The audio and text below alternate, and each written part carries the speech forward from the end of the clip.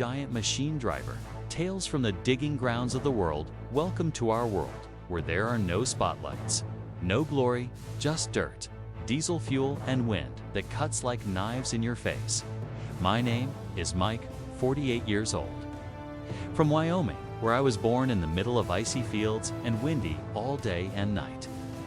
And now, I drive one of the biggest monsters on the planet, a Komatsu PC800. In a copper mine so deep, you feel like you're walking underground.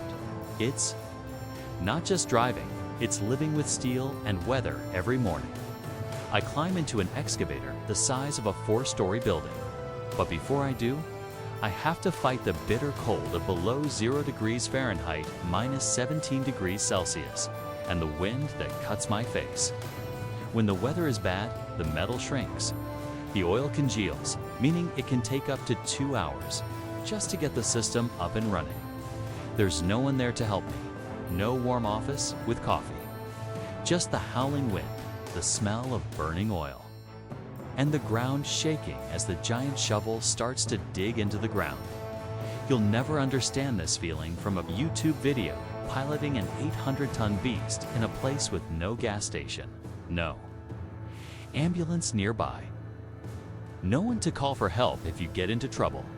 A workday can be 14 hours, and there's no escape. We work in shifts to 14 hours a day, 21 days in a row.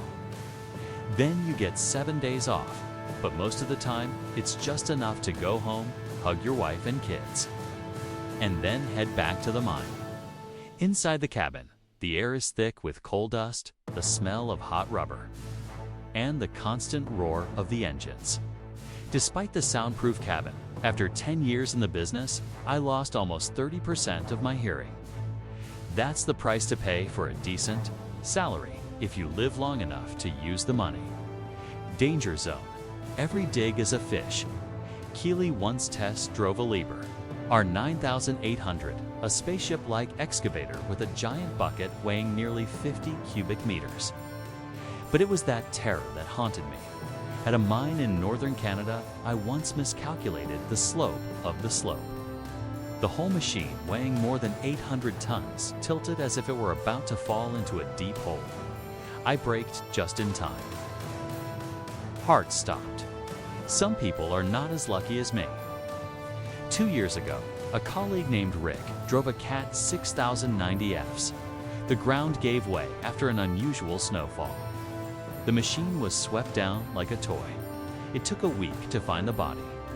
I'm still haunted, not just working, but facing loneliness and Stal. And stayed on the loneliness and Stal. And it staged that luxury is stariness, my Lichten love, and leaves a rich, long-lasting color.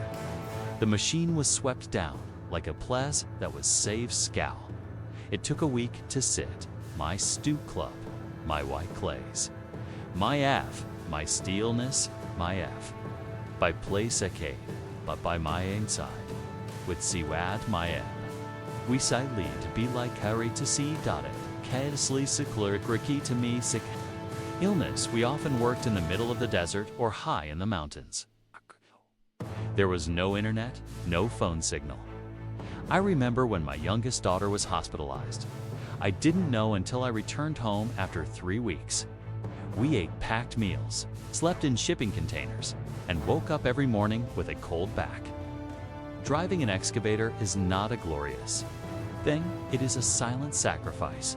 We don't just dig the ground, we dig our own health and youth. I am part of the machine, and the machine is part of me yet. I still return to my Komatsu PC800 every day, because I know that if I don't, someone else, younger, less exposed to danger, will be crushed by the same wheel. The excavator doesn't love you, but it doesn't betray you either. As long as you know how to listen to the engine, understand. Unusual vibrations, look for strange oil colors. It won't kill you. Otherwise, you're just a number on a safety report.